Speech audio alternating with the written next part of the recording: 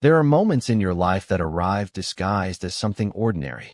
They were the camouflage of a Tuesday night, or the quiet hum of a refrigerator, or the muted blue light of a television screen painting shadows on a familiar wall. You don't recognize them as watersheds in the moment. They feel like just another breath in a long series of breaths. It's only later, when you trace the map of your own heart back to its turning points, that you see it for what it was. The precise, singular second when the landscape of your entire world shifted on its axis. For me, that moment smelled faintly of the sandalwood soap Julian used and the cold night air leaking through the window frame of our third-floor apartment. It was the moment a question, whispered into the shared space between us on the couch, dismantled every wall I had ever built. He had been silent for a long time, so long that I'd assumed he had finally drifted off. The movie we'd put on, some forgettable action flick full of explosions and hollow dialogue, had ended 20 minutes ago, its credits rolling up into a black screen that now reflected our still forms back at us. I was a dark shape, rigid and careful, and he was a warm, heavy weight tucked against my side.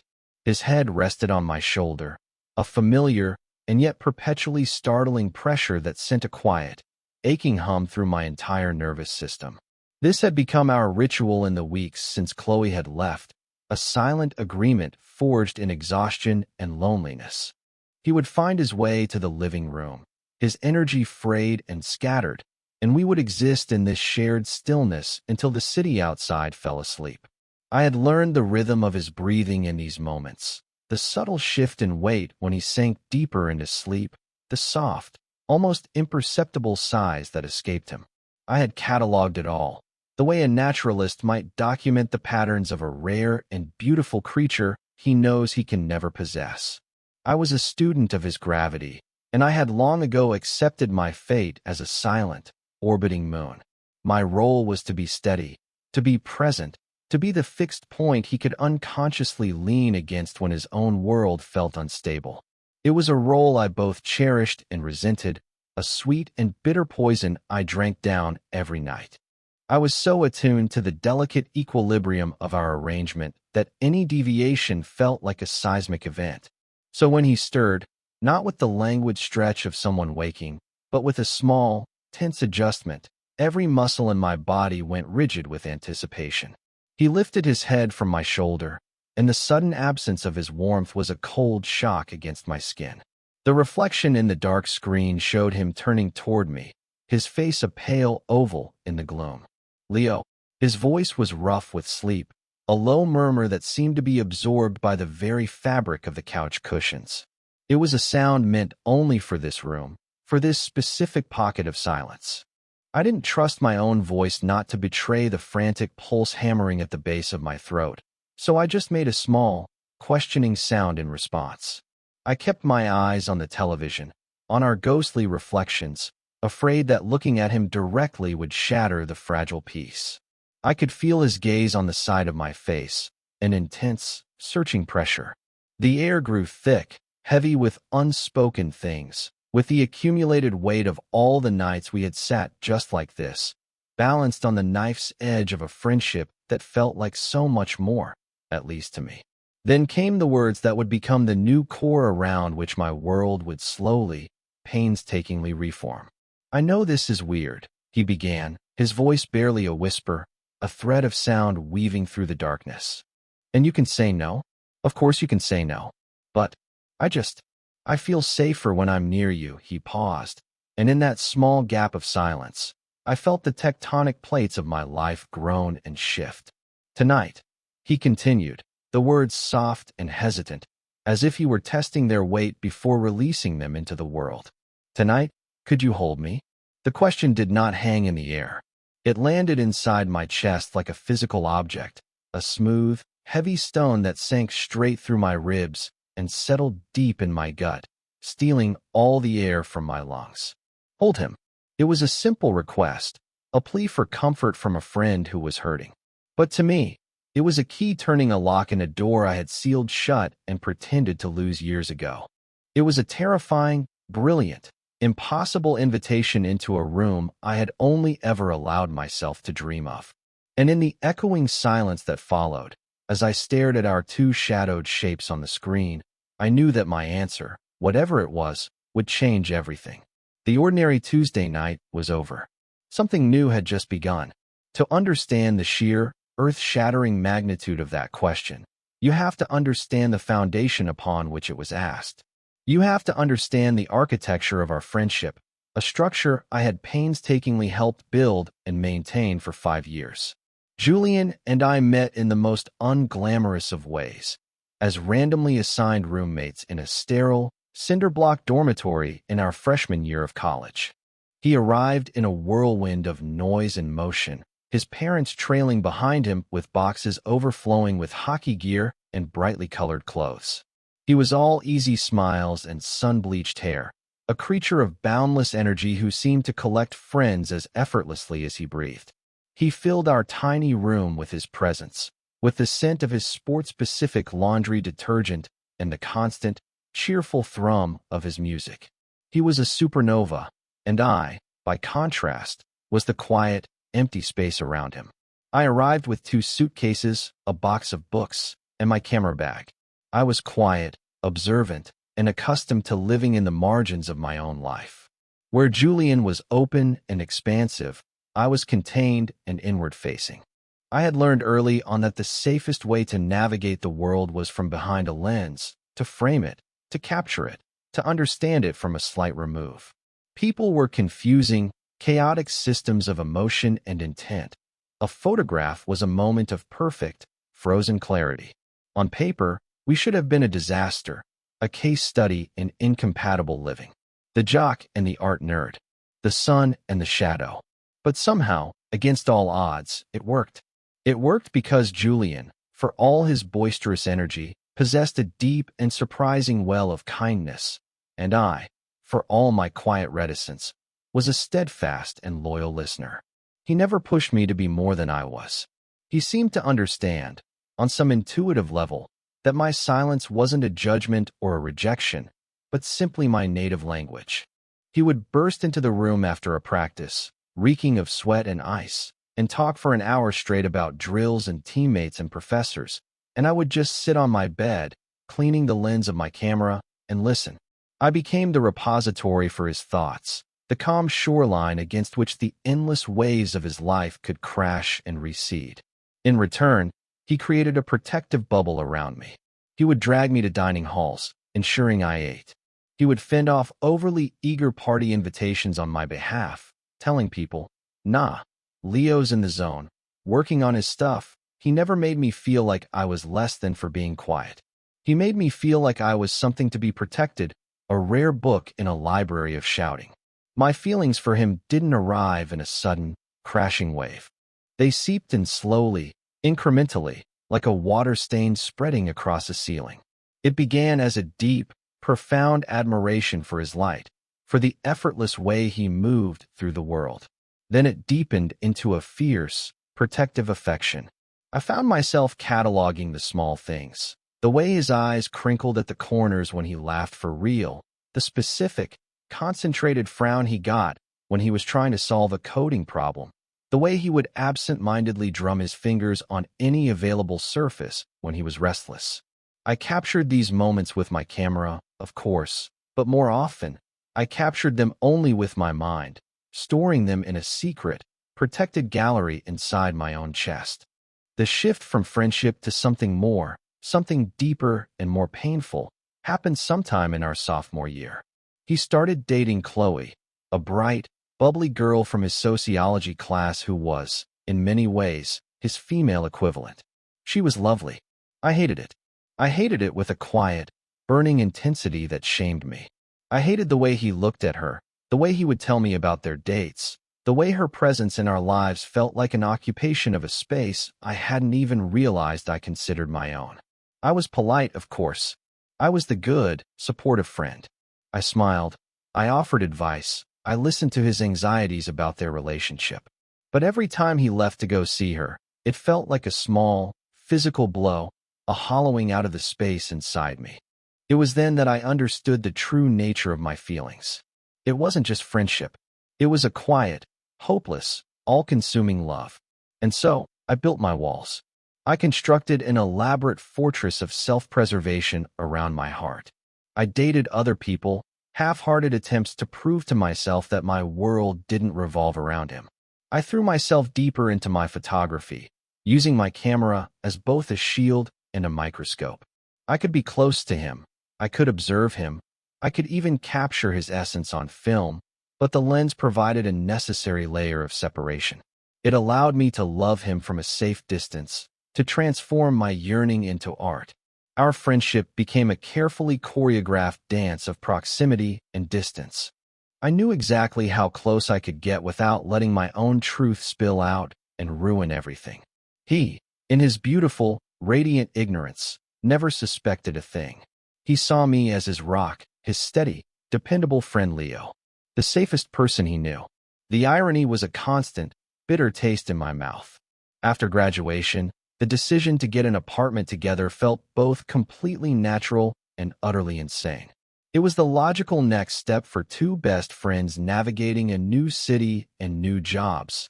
Him as a software engineer at a bustling startup, me as a freelance photographer trying to make a name for myself. It was also, for me, a willing continuation of my own sweet torture. But the thought of not living with him, of not having his casual, grounding presence in my daily life, was infinitely more painful than the quiet ache of my unrequited love. So I agreed. We found a decent two-bedroom place with good natural light, a selling point for me, and a balcony big enough for his perpetually dying plants, a project for him. We settled into a new rhythm, a domestic version of our college dynamic.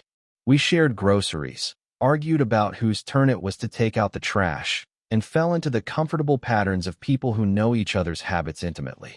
The foundation of our friendship was solid, built on years of shared history and mutual respect. It was a beautiful, stable home, and I was the sole keeper of the knowledge that its foundations were riddled with the fault line of my own secret heart. The earthquake that finally fractured that foundation was named Chloe. Their relationship, which had survived the end of college and the transition to adult life, had been showing cracks for months. From my vantage point, I could see the stress lines forming. Julian grew quieter, his natural effervescence dimming. He spent more time at home, staring blankly at his laptop, the cheerful chatter about his day replaced by long, weary silences. He was working brutal hours at his new job, trying to prove himself on a high-stakes project, and the pressure was immense.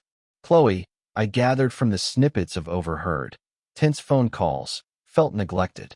She wanted more than he could give, and he was running on fumes, with nothing left in the tank. I was the silent witness to the slow, painful erosion of their bond. I would make him dinner, leaving a plate for him on the counter for when he finally emerged from his coding cave, and I would pretend not to notice the deepening shadows under his eyes. The end came on a rainy Thursday in October. I came home to find the apartment unnaturally still. The front door was unlocked, and a single suitcase, hers, was standing just inside the entryway. I found Julian sitting on the floor of his bedroom, his back against the bed, staring at the wall. His room, usually a controlled chaos of clothes and tech gadgets, was starkly, disturbingly neat. Her things were gone. The photos of them on his dresser, the collection of scented candles she kept on his nightstand, the brightly colored throw blanket on his bed, all vanished. It was as if she had been surgically excised from the space, leaving behind a sterile, ghost-haunted void. He didn't look at me when I entered. He just spoke to the empty space in front of him.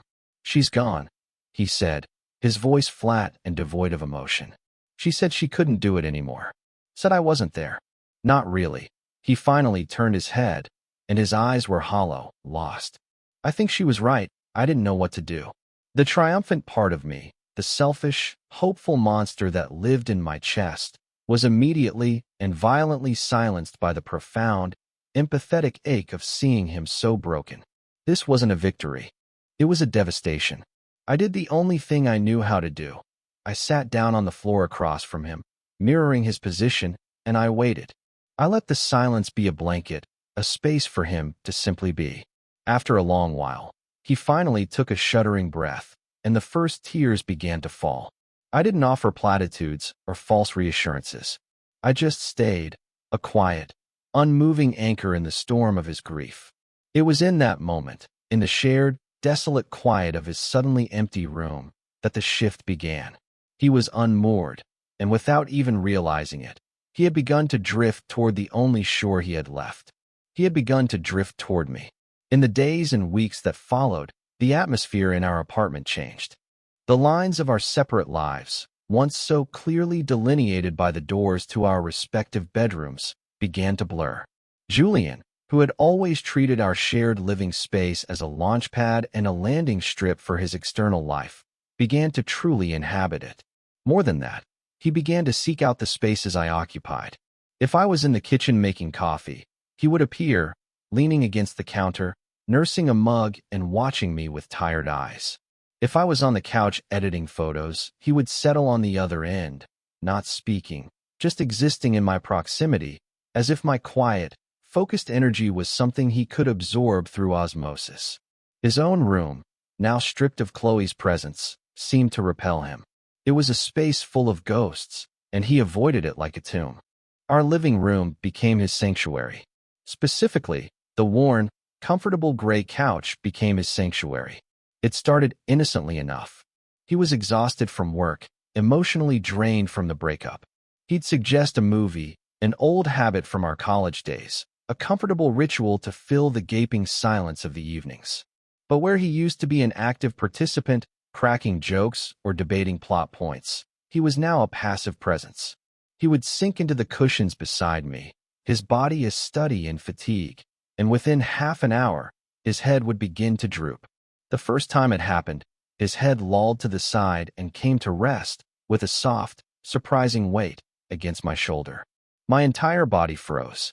It was a simple, unconscious act of a man falling asleep, an accident of gravity. But it felt like a brand. I sat there, ramrod straight, for the entire 2-hour film, afraid to move, afraid to breathe, my mind a screaming chaos of sensation. I was acutely aware of the texture of his t-shirt against my arm, the scent of his hair, the warm, rhythmic puff of his breath against my neck. It was the most exquisite torture I had ever known. When the movie ended, I gently shifted, and he woke with a start, blinking in confusion. "Oh, man," he mumbled, rubbing his face. "Sorry, I totally passed out." He offered a sheepish, tired grin, and that was it. Plausible deniability. He was just tired. It meant nothing. I told myself that, repeated it like a mantra. It meant nothing. But then it happened again, and again. It became the unspoken third act of every movie night. We would start on opposite ends of the couch, a respectable, friendly distance between us. As the evening wore on, some invisible tide would pull him closer, shrinking the space until his leg was pressed against mine, his arm brushing my own.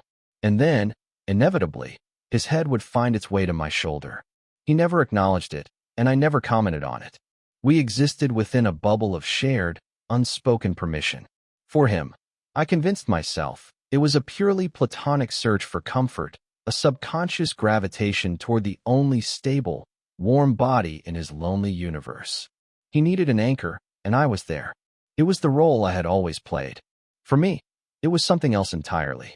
Each time it happened, my world narrowed to the points of physical contact between us.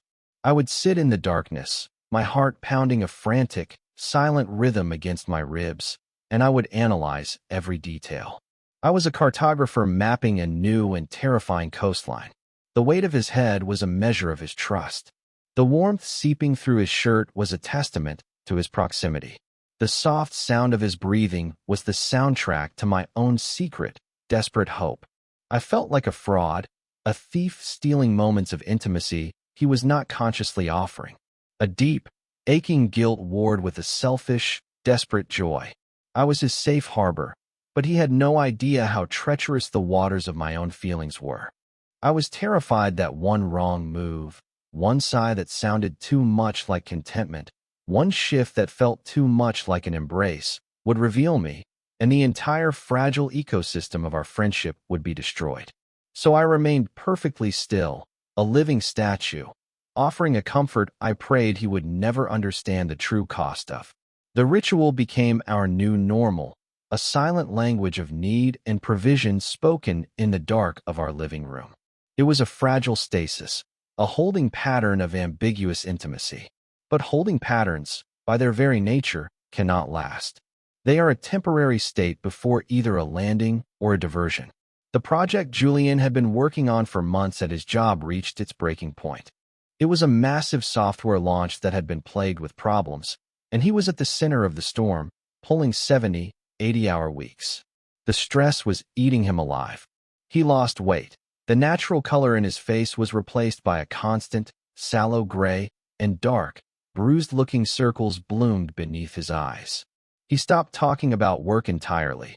The subject was a locked door he refused to open.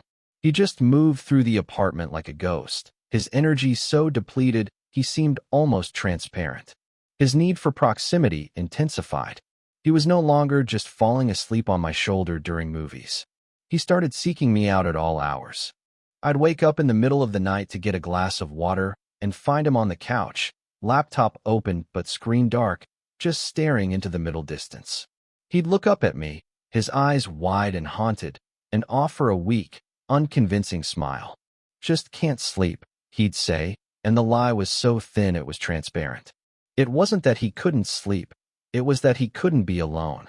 I would sit with him for a while, not talking, just sharing the silence until his eyelids began to droop, and then I would retreat to my own room, my heart a heavy, aching knot in my chest. The night of the launch was the worst. He came home well after 2 in the morning. I had waited up, unable to settle, my own anxiety a pale reflection of what I knew he must be feeling. I heard his key in the lock, the soft click of the door opening and closing. He didn't turn on the lights.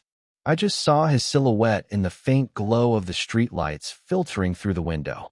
He stood in the entryway for a full minute, as if he didn't have the strength to take another step. Then, he slowly made his way to the couch and collapsed into it. He didn't say a word. He just curled into a tight ball on the cushion, facing the back, and I could hear the sound of him trying to muffle his sobs. It was a raw, broken sound, and it ripped through the quiet of the apartment and through me. My carefully constructed walls crumbled to dust in that moment. All my fear, my self-preservation, my anxious overanalysis, it all evaporated, replaced by a singular, overwhelming need to comfort him. I went to the linen closet and pulled out the heavy quilt our mothers had insisted we take with us when we moved in. I walked over to the couch and gently, carefully, draped it over his shaking form. He flinched at my touch, then went still. I didn't retreat. I sat down on the floor beside the couch, my back against the cushions, so he would know he wasn't alone. We stayed like that for hours, the only sounds his ragged breathing slowly evening out and the distant, lonely wail of a siren. I was his sentinel, his silent guardian in the dark. As dawn began to streak the sky with pale, watery gray, I finally heard his voice, thick and hoarse, from under the quilt. "It failed, Leo," he whispered to the couch cushions.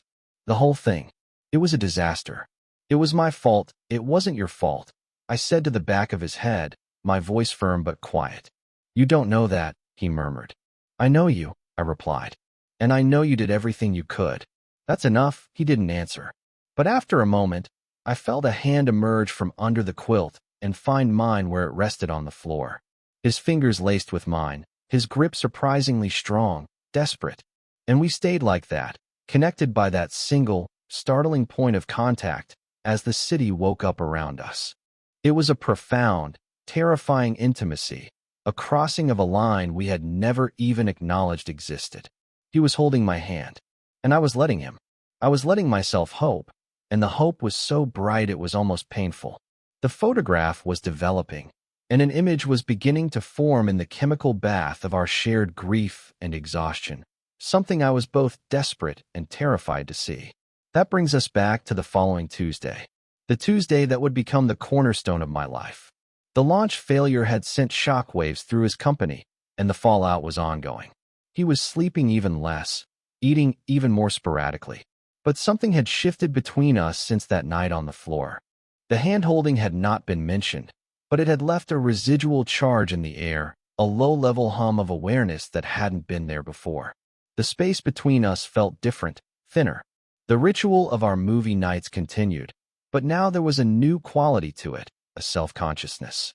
When he leaned against me, it felt less like an accident of sleep and more like a deliberate choice. I could feel the question in his touch, in his proximity, a question he didn't know how to ask, and I was too afraid to answer.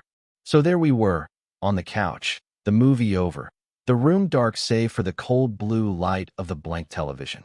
He had been resting against my shoulder, a familiar weight that now felt charged with a new significance. I was, as always, a statue of feigned nonchalance, my insides a churning sea of anxiety and hope. When he lifted his head and spoke my name, his voice a low vibration in the stillness, I knew this was it. This was the moment the holding pattern would break. Leo. I made a sound, a noncommittal hum. My eyes were fixed on our reflections, two ghosts in the black mirror of the screen. I watched his ghost self turn to my ghost self. I know this is weird, he whispered, and the words were so soft, so tentative, they were almost carried away by the silence. And you can say no? Of course you can say no. But, I feel safer when I'm near you. Each word was a careful, deliberate step across the chasm that separated us. I felt my breath catch, my heart stutter. Safer. He felt safer with me. The word resonated deep inside me, striking the core of my long-held, secret mission to be his steady place. He understood, on some level, what I was trying to be for him. The validation of it was so overwhelming it almost brought tears to my eyes. Tonight, he continued, and the final words were so quiet I almost felt them rather than heard them, a puff of warm air against the shell of my ear. Tonight, could you hold me? The world stopped. The hum of the refrigerator, the distant traffic, the frantic beating of my own heart. It all fell away. There was only his question, hanging in the small, sacred space between us. Hold him, not as a byproduct of sleep, not as an accidental collision on a couch, but as a deliberate, conscious act, an admission of need, a request for a specific kind of comfort that lived squarely in the territory of intimacy we had so carefully avoided. My mind raced, presenting 1,000 scenarios in a split second. If I said yes, I would be crossing a line from which there was no return. The plausible deniability would be gone forever. I would be stepping out from behind my lens, from behind my walls, and into the frame with him. It could ruin everything. Our friendship, this fragile ecosystem of comfort we had built, it could all shatter. But if I said no, I would be reinforcing the very walls I was suffocating behind. I would be telling him that his need was weird, that his vulnerability was unwelcome. I would be turning him away at the precise moment he had finally, explicitly, asked for help. I would be prioritizing my own fear over his pain. And I couldn't do that. After all these years of silent, passive love, I realized that love, if it was real, had to be an action. It had to be a choice. I turned my head slowly, finally breaking my gaze from the screen and looking at him. His face, just inches from mine, was etched with a raw, heartbreaking vulnerability. His eyes were wide, searching mine in the dim light, bracing for rejection. And in that moment, I saw past the supernova, past the easy confidence and the effortless charm. I saw the lonely, frightened man underneath it all, a man who was just as lost as I had always felt. I didn't offer a grand speech. I didn't have the words. I just gave a small, almost imperceptible nod. A wave of relief washed over his features, so profound it was like watching a taut wire go slack. He didn't smile, but the tension in his jaw eased. He waited, as if for further instruction, and I realized this was on me now. I had to lead this fragile, terrifying dance. I shifted on the couch, turning my body to face him, and opened my arms. It was the most frightening, most honest gesture of my entire life. He moved into the space I had created for him without a second of hesitation. He folded himself against me, his head finding the hollow of my shoulder, his arm wrapping around my waist. I brought my own arms around him, pulling him close, and held him. He felt impossibly solid and real in my embrace. All those nights of his head on my shoulder had been a pale imitation of this. This was a fully realized, three-dimensional reality. I could feel the frantic, exhausted beat of his heart against my own chest. I could feel the tremors that still racked his body from weeks of stress. I rested my chin on the top of his head, breathing in the familiar scent of his hair, and I just held on. We didn't speak. There was nothing to say. The silence was filled with the truth of the action itself. I was holding him, and he was letting me. He was clinging to me like a man who had been lost at sea and had finally found a piece of solid ground. Time seemed to dissolve. We stayed like that for an eternity, or maybe it was only 10 minutes. His breathing slowly deepened, the frantic rhythm evening out into the slow, steady cadence of sleep. The tremors subsided. The tension in his body seemed to melt away, leaving him a soft, trusting weight in my arms. He felt safe. I had done that. For the first time, the role I had been playing felt real and true and reciprocal. As he drifted deeper into sleep, his head shifted, his face turning into my neck. His lips, soft and warm, brushed against the skin just below my ear. It was an accident, another unconscious movement in sleep. But it sent a jolt of electricity through me, sharp and clean. I froze, my heart hammering against my ribs. He didn't pull away. He sighed, a soft, contented sound, and his lips parted slightly against my skin. It was too much. The proximity, the intimacy, the years of repressed yearning, it all crested inside me in a single, silent, overwhelming wave. And then, he whispered something, a single word, so muffled by sleep and the fabric of my shirt that I wasn't sure I had heard it right. Leo, it wasn't a question this time. It was just my name. A statement of fact. A point of anchor in the dark. He shifted again, lifting his head just enough to look at me. His eyes were heavy-lidded, hazy with sleep, but they were focused on mine. The world narrowed to the few inches of space between our faces. The air was thick, charged, vibrating with a question that was no longer just his, but ours. Julian, I whispered back, my own voice a stranger to my ears. He raised a hand, his movements slow and deliberate, and his fingers gently traced the line of my jaw. His touch was feather-light, tentative, a question in itself.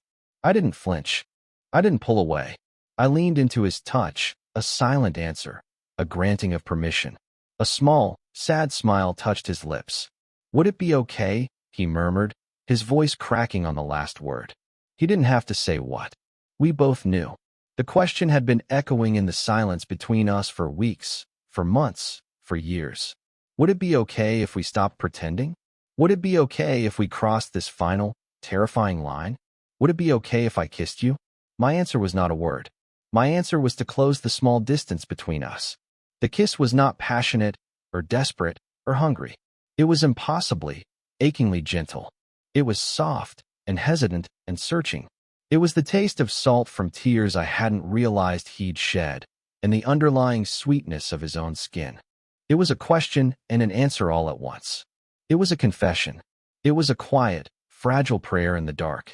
It tasted, more than anything else, like coming home. The morning after was a study in silence. A new kind of silence. Not the comfortable, companionable silence we had known for years, nor the charged, anticipatory silence of the night before. This was a brittle, fragile silence, stretched thin and threatening to shatter at the slightest vibration. I woke up on the couch alone, a stiff ache in my neck and the heavy quilt pooled around my waist. The imprint of his body was still a warm hollow in the cushion beside me.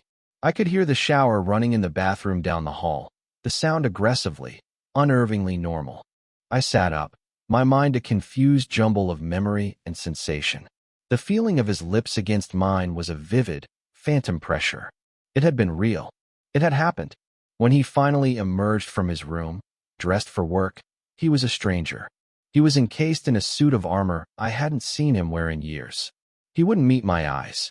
He moved around the kitchen with a tense, jerky efficiency, making coffee, grabbing a protein bar from the pantry.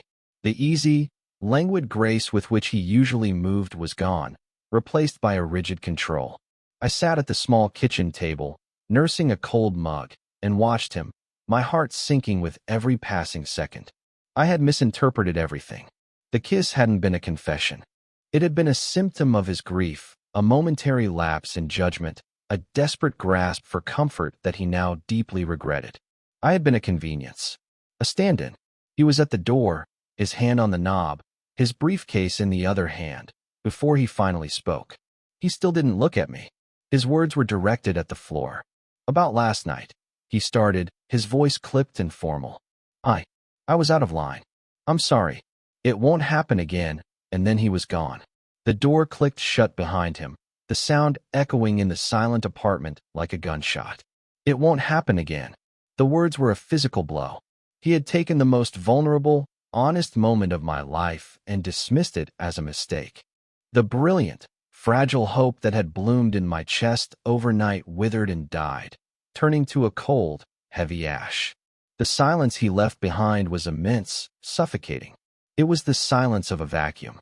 He had not only closed the door to the apartment, he had slammed shut the door I had so foolishly, so briefly, believed he had opened for me. The next few days were the worst of my life. Worse than the years of silent pining, worse than the jealousy over Chloe. This was a new, sharper kind of pain. It was the pain of a hope that had been given, and then violently snatched away. Julian became a ghost in our own home. He left early, he came home late. When we were in the same room, he would find reasons to be occupied. His phone, his laptop, a sudden need to organize the junk drawer. He avoided the living room entirely, as if the couch itself were radioactive. The space that had been our sanctuary was now a haunted battleground, a monument to a moment he was desperately trying to erase.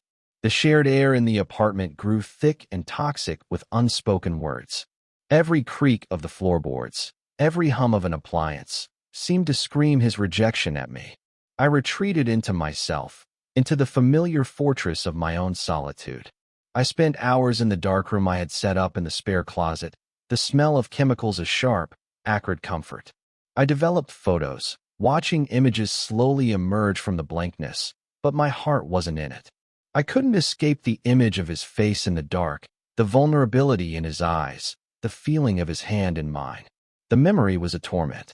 He had made me feel safe enough to be vulnerable, and then punished me for it. A cold, unfamiliar anger began to smolder beneath my grief. I couldn't live like this.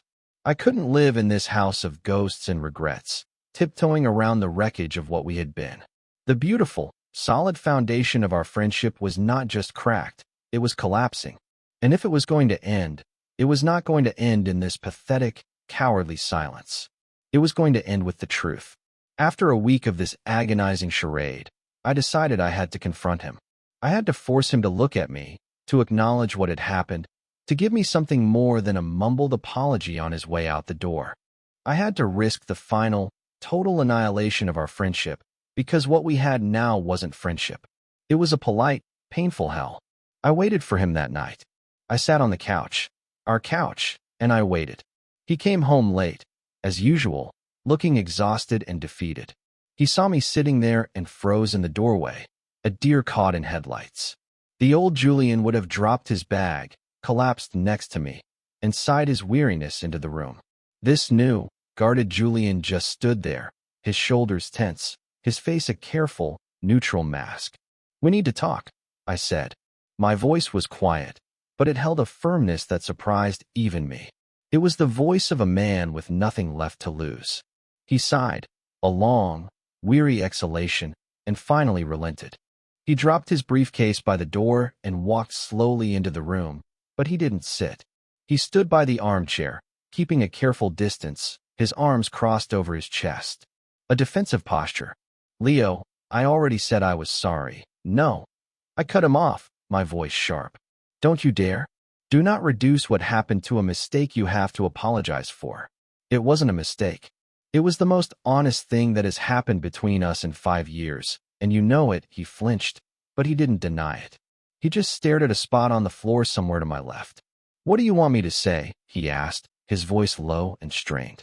"I want you to tell me the truth," I said, my own voice shaking now, the anger giving way to the raw hurt underneath. "I want you to look at me and tell me what that was. What am I to you, Julian? Am I just your emotional support animal? A warm body to cling to when you're lonely and sad? Was any of it real, or was I just a convenient placeholder for Chloe?" Every question was a knife I was turning in my own gut, but I had to ask. I had to know. He finally looked at me then, and his face was a wreck of conflict and misery. No, he said, his voice thick. No, it's not like that. It's not about her. It was never about her. Then what is it about? I pushed, standing up to face him, closing the distance he had tried to maintain. Because from where I'm standing, it looks like you got scared and ran. You used me, and then you threw me away because it got too real. I did get scared. He finally burst out, his voice cracking, his careful control shattering. Of course I got scared. What am I supposed to do with this, Leo? My whole life, I've had a plan. I knew who I was. College, job, girlfriend, wife, future. It was a straight line. And then you. You don't fit on the line. You blow up the whole damn map. He was pacing now, running a hand through his hair in a gesture of pure distress. When Chloe left, I was a wreck. But it was more than that. I wasn't just lonely. I was empty. And the only time that feeling went away was when I was here. With you. On this couch. He gestured wildly at the piece of furniture. Sitting next to you. It was like plugging into a power source. Everything just quieted down inside. And that night, holding you, kissing you, it was the first time I felt right. The first time I felt at home in my own skin in months. He stopped pacing and looked at me, his eyes pleading, desperate for me to understand. And that's what scares me, he whispered. That feeling. I've never felt that with anyone. Not even with her. I don't know what it means. I don't know who I am if I'm the kind of guy who feels that with his best friend. With another guy? It terrifies me. His confession, raw and unfiltered, hung in the air between us. All my anger dissolved, replaced by a wave of profound, heartbreaking empathy. He wasn't rejecting me. He was rejecting a part of himself he didn't understand and was terrified of. He wasn't running from me. He was running from the truth. The walls he had built were not against me, but against his own heart. I took a deep breath, the first truly steady breath I had taken in a week. So you would rather live in that empty, lonely place, I said, my voice soft now, than even consider a map that isn't a straight line? Tears welled in his eyes, and he didn't bother to wipe them away. I don't know how, he said, his voice breaking. I don't know how to read a different map. Then let me help you, I said, taking the final step toward him, closing the last inch of space between us. I reached out and took his hand, just as I had that night on the floor. His fingers were cold, but they curled around mine instantly, desperately. You don't have to have it all figured out. You don't have to label it. You don't have to be anything other than what you are. All you have to do is not run away. Just stay. Stay here, with me. And we can figure it out together. He looked down at our joined hands, then back up at my face. A long, shuddering sigh escaped him, like a breath he had been holding for his entire life. And for the second time in our lives, he gave me a small, almost imperceptible nod. It wasn't a promise of a perfect future or a declaration of a new identity. It was something much smaller and much more important. It was a promise to stay. And for now, that was more than enough. The conversation did not magically solve everything. There was no sudden, cinematic fade to black on a perfect, happy ending. Instead, it was the beginning of something slow and quiet and deliberate. It was the beginning of learning a new language together. The days that followed were filled with a gentle, cautious tenderness. The heavy, toxic silence was replaced by a new kind of quiet, a peaceful, intentional stillness. We talked, really talked, for the first time, not just about work or movies, but about the fear and the confusion and the fragile, burgeoning hope. Julian didn't have the words for what he was feeling, and I learned that he didn't need them. His language had always been one of action, of proximity, and I began to see it not as ambiguity, but as his own form of confession. We started redrawing the map of our lives, not with grand gestures, but with small, incremental changes. The unspoken rule about personal space dissolved. He started leaving the door to his bedroom open again. Movie nights on the couch returned, but the pretense was gone. He would settle next to me and, without hesitation, rest his head on my shoulder, and I would, without hesitation, wrap my arm around him. It wasn't a rescue mission anymore. It was just where we belonged. One evening, As we were sitting like that, he reached over and took my hand, lacing his fingers through mine, and brought it to his lips, pressing a soft, lingering kiss to my knuckles. He didn't say a word. He didn't have to. The action spoke volumes. It said, "This is real. You are real. This is my choice." The physical architecture of our apartment began to reflect the new architecture of our relationship. My camera, once a shield, became a bridge. I started taking photos of him again, but not from a distance.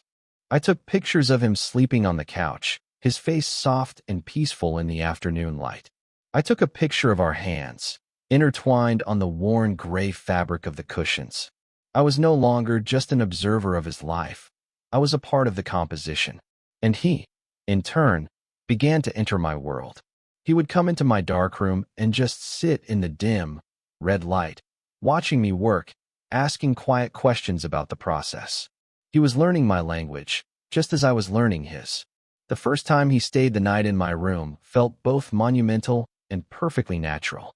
There was no grand seduction, no dramatic prelude.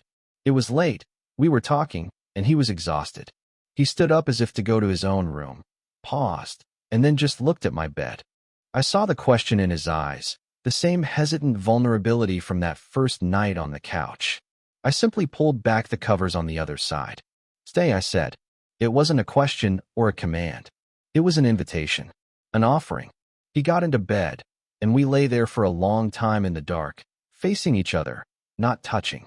Then, he reached across the space between us and took my hand.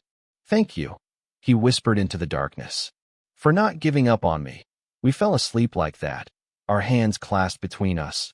Two separate coastlines finally joined. We found our rhythm in the small, domestic moments. In making coffee for each other in the morning, his black, mine with a splash of oat milk. In the easy way he'd drape an arm over my shoulders while I was cooking dinner.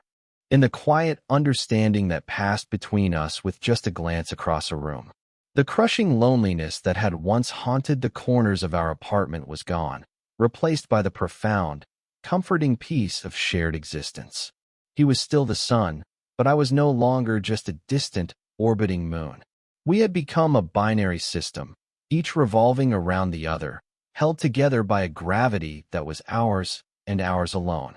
He was still figuring himself out, and I was still learning to trust in the reality of what we had, but we were doing it together. The fear hadn't vanished entirely, but it was now a quiet background noise, drowned out by the steady, reassuring beat of our new life. I think back to that ordinary Tuesday night, to the moment that question was whispered into the dark. It felt like a cataclysm, a terrifying earthquake that threatened to bring everything crashing down. But I see now that it wasn't a demolition. It was a realignment. It was the moment the ground shifted to bring us, finally, onto the same patch of earth. There are moments in your life that feel like an ending, but are, in fact, the beginning of a quiet, beautiful reconstruction. And as we began to heal, in the honest, gentle silence we had learned to create together, I understood that some of the safest harbors are the ones you were most terrified to approach, and the truest homes are not places at all, but people.